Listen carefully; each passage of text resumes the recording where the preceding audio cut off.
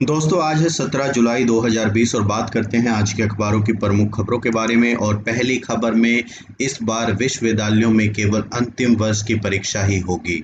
Corona संकट को देखते हुए यूपी सरकार ने फैसला लिया है। मैं आप लोग को बता दूं कि कल ही उप मुख्यमंत्री डॉक्टर दिनेश शर्मा ने कहा है कि कोरोना महामारी के खतरे को देखते हुए अंतिम वर्ष या अंतिम सेमेस्टर को छोड़कर राज्य विश्वविद्यालयों की अन्य सभी परीक्षाएं अब नहीं होगी और स्नातक व स्नातकोत्तर अंतिम वर्ष या अंतिम सेमेस्टर की शेष परीक्षाएं सितंबर के अंत तक ऑफलाइन या ऑनलाइन या मिश्रित माध्यम से कराई जा सकेंगी।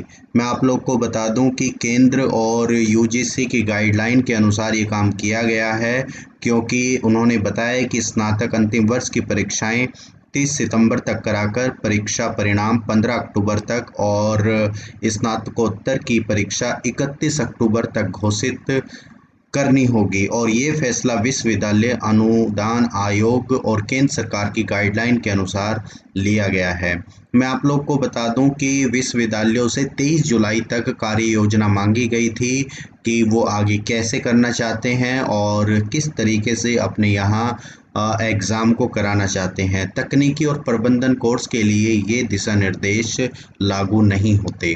बढ़ते हैं अगली खबर की तरफ। और अयोध्या में राम मंदिर के जैसे ही मस्जिद निर्माण के लिए भी ट्रस्ट का गठन हो गया है। और मैं आप लोग को बता दूं कि अयोध्या में मिली 5 एकड़ जमीन पर सुन्नी वक्फ बोर्ड मस्जिद के साथ चिकित्सा केंद्र और इंडो इस्लामिक रिसर्च सेंटर बनाएगा।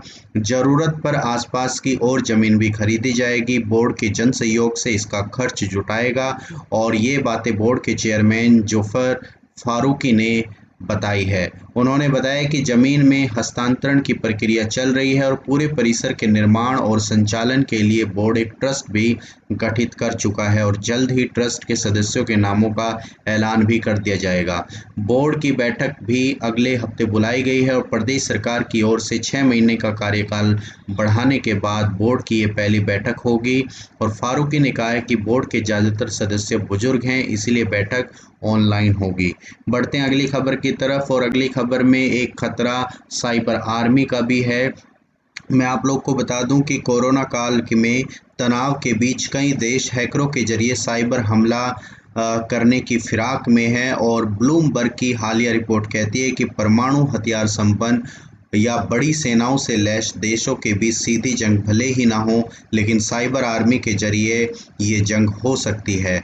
अमेरिकी सेना के पूर्व एडमिरल जनरल ने बताया है कि आज हर क्षेत्र को पूरी तरह डिजिटल करने की होड़ है। ऐसे में अगर सरकारें और नॉन स्टेट हैकर्स मिलकर हमला करते हैं तो अर्थव्यवस्था के लिए कोरोना से बड़ी आपदा पैदा हो सकती है।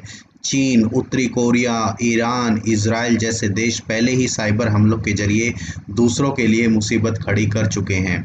मैं आप लोग को बता दूं कि फ़िलहाल हर 39 सेकंड में एक हमला हो रहा है और कोरोना काल में ये हमले 6 गुना बढ़े हैं। 90 देशों में साइबर सुरक्षा का ढांचा ही नहीं है। ऐसे में ये जो खतरा है ये काफ़ी ज़्यादा हो जाता है। और मैं आप लोग को बता दूं कि 50 लाख डॉलर का इनाम रखा है अमेरिका ने कोरियाई साइबर स्पेस हैकरों का पता लगाने के लिए। और अभी 22 जून 2020 को भी चीन ने ऑस्ट्रेलिया पर हमला किया था।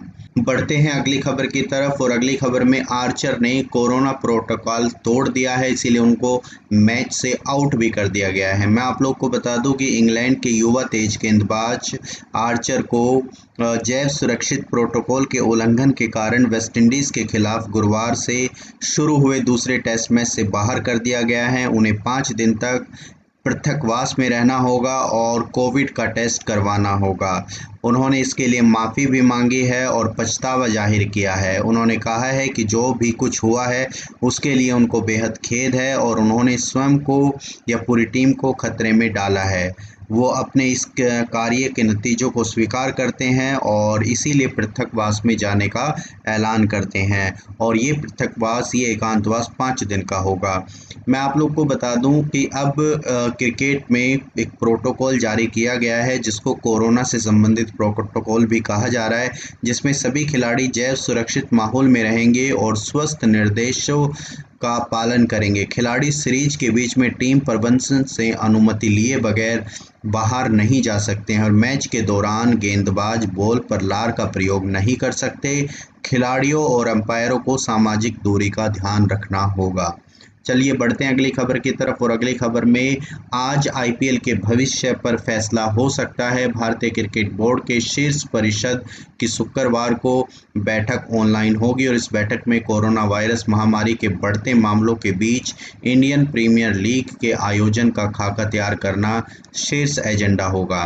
बैठक में 11 सूत्रीय एजेंडे पर चर्चा की जाएगी कि आईपीएल का आयोजन कैसे किया जाए, घरेलू क्रिकेट कार्यक्रम क्या हो, इंग्लैंड के खिलाफ घरेलू सीरीज का कार्यक्रम फरवरी 2021 के लिए तय करना और भारत में टी20 विश्व कप की मेजबानी के लिए अनिवार्य कर छूट प्रमाण पत्र को मंजूरी देना। मैं आप लोगों को बता दूं कि इसमें आईपीएल सबसे अहम है और इस बैठक में आईपीएल का आयोजन सबसे अहम मुद्दा होने वाला है, क्योंकि 29 मार्च को ये आयोजित होना था, लेकिन कोरोना महामारी की वजह से ये अब सितंबर से नवंबर के बीच आयोजित हो सकता है। तो ये थी आज की कुछ खबरें। अगर आपको ये पसंद आई हैं तो इसे लाइक करें, शेयर करें और सब्सक्राइब करें। Thank you.